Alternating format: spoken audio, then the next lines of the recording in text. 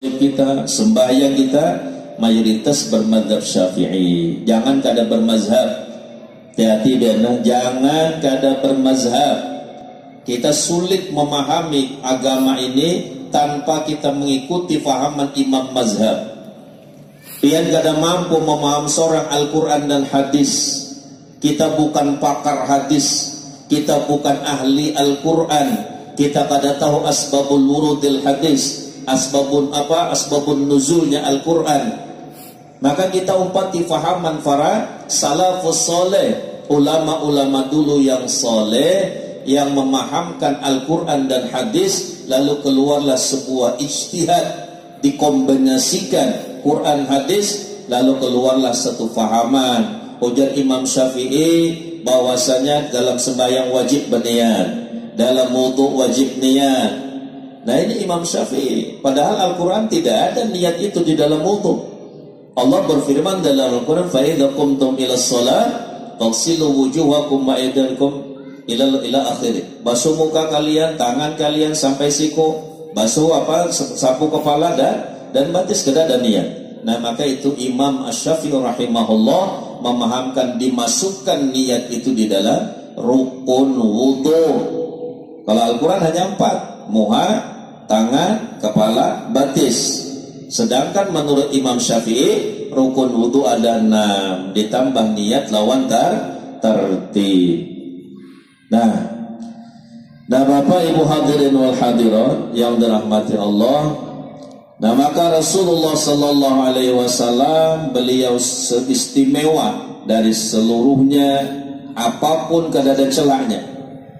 Jadi semuanya tadi biarlah kelahirannya istimewa, pada malam kelahirannya istimewa, terus lagi dari sisi keturunan dan sebagainya istimewa. Nah lalu setelah Nabi kita diutus oleh Allah ke muka bumi pada umur 40 tahun menjadi Nabi dan Rasul, dan ini wajib kita ajarkan kepada anak-anak kita. Bapak Ibu, anak-anak kita wajib diajarkan tauhid mulai lagi halus. Kita ajarkan Nabi kita ngarannya Muhammad, lahirnya di kota Mekah, diangkat menjadi Nabi dan Rasul umur 40 tahun. Ini wajib diajarkan. Kayak syairnya Habib Syekh. Itu bukan hanya sekadar syair, itu tauhid. Syairnya Habib Syekh itu apa Presiden itu? Abdullah nama ayahnya, Aminah ibundanya, itu tauhid. Jangan pian lihat itu nyanyian aja. Hai anakku, ngaran Nabi kita Muhammad bin Abdullah bin Abdul Muthalib. Mama sidin ngarannya Aminah binti Wahab. Sidin dilahirkan di kota Mekah. Pada umur 40 tahun diangkat menjadi Nabi dan Rasul dari keturunan Quraisy yang mulia, diwafatkan di Madinah. Itu tauhid, dan wajib kita mengajarkan anak-anak kita. Jadi sebelum inya balik. Jadi salah kalau kita berkata biarlah belajar tauhid, belajar fikih, nunggu balik, salah. Ini kesalahan generasi tua. Makanya anak-anak kita kacau. Sudah balik hanya belajar, sedangkan ketika ini pada masa balik sudah sampai haddut taklif syar'i. Ini sudah diberatkan di seluruh semua hukum syariat Nabi. Kalau ini salah di dalam melakukan ibadah dihukumkan salah. Nah, ketika sampai batasan diberatkan hukum syariat, di situ hadirnya anak belajar. Ini kegagalan, kesalahan generasi tua. Padahal kita wajib mendidik anak kita ketika inya hanyar mumayyiz. Inya sudah bisa membedakan antara yang baik dan yang buruk. Anggaplah anak itu umur 6 tahun ke atas. Sudah wajib kita ajarkan kayak ini wudu yang benar sayang. Kita lajari cara wudu kayak ini, mandak niatnya. Kalau ikan kami kayak basuh bujur-bujur itu najis. Jangan kita anggap biasa. Ini kita terlambat mendidik anak kita. Padahal Nabi kita yang kita cintai, yang kita peringati tiap tahun kelahirannya, sidin mengajarkan ujar Rasulullah, muru abna'akum bis-shalah inda sab'ina sanatan. Perintahlah oleh kalian anak kalian untuk melaksanakan sholat ketika ini umur 7 tahun. 7 tahun ini 7 tahun Hijriyah, bukan 7 tahun Miladiyah. 7 tahun Arab, bukan 7 tahun nasional. Karena antara bulan Hijriyah dan bulan nasional itu beda. Kalau bulan Hijriyah ini sudah sampai misalnya setahun, bulan nasional belum. Jadi kalau pian menghitung bulan nasional, anak pian ini baliknya lebih lambat daripada bulan tahun Hijriyah. Maka dihitung dengan tahun Hijriyah. Perintahkan anak kalian. Jadi umur 7 tahun sudah wajib disuruh sembahyang. Bukan hanya kita menyuruh anak sembahyang, wajib amar ma'at tahdid, ujar para ulama. Perintah sekaligus ancam. Sembahyang. Kalau kada sembahyang, kena ikan kada mama tukarkan es, atau kada abah sangui ikan sekolah. Ini amar ma'at tahdid, perintah sekaligus mengancam. Jangan kayak ini sembahyang. Sudah aku nyuruh juga, lepas tanggungan di hadirat Allah. Jangan dianggap itu biarlah.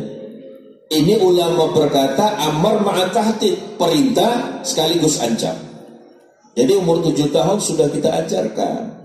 Ajarkan sembahyang, ajarkan wudhu.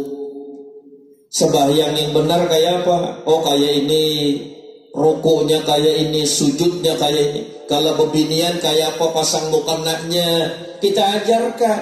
Jangan sekedar ini sembahyang lalu pian tenang-tenang, santai-santai. Sedangkan pian kada ajarkan ini pengetahuan tentang cara sembahyang yang benar.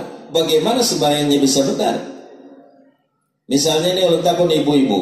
Ini banyak salah, ini mohon maaf. Bapak-bapak wajib mendidik bininya. Ibu-ibu masang mukena yang bujur di mana, Ben? Kebanyakan ibu-ibu dicantolkan di sini. Sangkut di sini Sah kada nih, Ben? Sangkut di lehernya nih Sah kada sembahyang kayak ini? Yang laki senangnya alhamdulillah kawan aja. Biniku sudah sembahyang. Pokoknya aku senang benar hari ini. Di mana sembahyang asal-asalan? Lalu lu takut lawan pian ibu-ibu yang boleh dilihat dalam sembahyang apanya aja, biar muha lawan telapak tangan, biarlah lawan batin tangan ini di atasnya boleh kelihatan ini. Muha lawan telapak tangan. Lalu ulun tanya lawan pian, yang mana ngaran muha? Yang mana ngaran muha? Panjangnya muha kan kada bisa kira-kira. Hidup umat Islam ini tidak ada yang kira-kira, tidak ada. Semuanya sudah pasti. Dan itu sudah tercatat, ditulis oleh para ulama-ulama sesuai daripada dalil Al-Quran dan hadis. Kada ada yang kira-kira, kada ada. Semuanya sudah pasti, kita aja yang kurang mengaji. Lalu bab muha tadi yang mana ngaran muha dia? Panjangnya min manabiti sya'ri ra'si ila dhaqani. Panjangnya muha dari tempat tumbuh rambut yang normal sampai dagu. Apa itu dagu? Tahu yang dagu? Ini dagu, tapi ini memang dagu bela. Tapi apa pengertian dagu itu? Dagu itu artinya majma'al lahyain, pertemuan di antara dua rahang. Ini rahang sini, ini rahang sini, bertemunya di sini. Nah kalau ini lain dagu, ini pipi. Nah di sini mandak mau kenanya. Jangan di sini. Kalau di sini berapa senti aurat pian terbuka? Yang lagi tenang-tenang saja di orang Batak. Alhamdulillah. Senang benar ini olehnya. Biar pada cair ya, cuma biniku sudah sembahyang. Dilajari kada bini sembahyang. Masang mukena aja salah. Berapa tahun sembahyang kayak itu aja. Kalau orang pondok mohon maaf ya lah. Santri-santri di pondok itu kalau ibu-ibu ada yang pernah mondok, inya pakai telakung. Nah, sebelumnya masang mukena telakung dulu saya terapi ampunnya Hanyar masa mau kena bebas sangkut sini gak ada apa lagi mau kenanya. Karena di sini sudah tertutup semua rapi. Ini hati-hati ibu-ibu. Ini kecil kelihatannya. Biar Fatihah pian benar, tapi auratnya terbuka, maka tidak sah sembahyang kita.